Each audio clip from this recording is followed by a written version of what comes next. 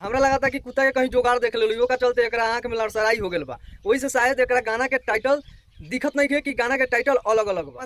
तो रउआ सबके बतला दी भैया कि फिर से गाना के टाइटल के लेके विवाद हो रहा बा। रउआ सबके बता दी कि पावर स्टार पवन भैया के राते गाना के पोस्टर आयल जवना गाना के टाइटल है भैया अढ़ौल के फूल। और वहीं पर रउआ सबके बता दी खेसारी लाल यादव के आज गाना आयल है जवना गाना के टाइटल है भैया फूल अढ़ौल। जी हाँ, तो भैया फूल अढ़ौल और अढ़ौल के फूल बहुत अंतर हो जाता। लेकिन भैया रउआ सबके बतला दी कि विवाद कहाँ से शुरू होता, तो ये घोंचुआ से शुरू होता है। घोंचुआ के लागत है कि गाना के टाइटल सेम बा और गाना भी सेम बा। एकरा के बतला दी कि जौन की पावर स्टार पवन सिंह के भैया गाना लिखले बरन उ विनय बिहारी जी हो। विनय बिहारी जी एक हवन कथी फूफा जी। तो शायद हमरा ये अपना फूफा जी के भुला गइल बा, मिस्टेक से नाम भुला गइल बा। वो का चलते एक समझ में नहीं आवत कि आखिर गाना लिखले के बा गाना के टाइटल के चोरी लगावे के और गाना के चोरी लगावे के इल्जाम से पहले सोच लेवे के चाहिए कि आखिर में ये गाना कौन राइटर लिखले बा।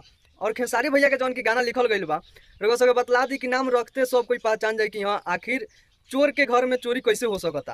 रउआ सबके बतला दी कि खेसारी भैया के गाना लिखे वाला कोई और ना अखिलेश कश्यप बाड़न। तो अखिलेश कश्यप के गाना लिखल अलग बा और विनय बिहारी जी के गाना लिखल अलग बा। जौन की रउआ सबके कले पता चल जाए कि आखिर विनय बिहारी जी के कलम में कितना जादू बा। काहे कि पावर स्टार पवन भैया के आवाज और विनय बिहारी जी के कलम के जादू जब मिलला नु तो बवंडर ला देवला भैया। रउआ लोग सुन ले हम पावर स्टार पवन भैया के पुराना देवी के जौन की 80% गाना में लिखल बा विनय बिहारी जी के।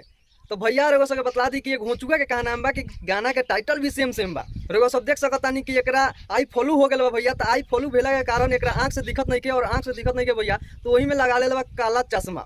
और भैया आई फॉलो तो बहुत दिन पहले खत्म हो गए। हमरा लगा था कि कुत्ता के कहीं जोगाड़ देख लो का चलते एकरा आंख में लड़सराई हो गल बा। वही से शायद एकरा गाना के टाइटल दिखत नहीं है कि गाना के टाइटल अलग अलग बा। तो कमेंट करके भैया लोग जरूर बतलाएं कि पावर स्टार पवन भैया गाना आ खेसारी लाल यादव गाना का एक होके वाला बा कि अलग अलग बा।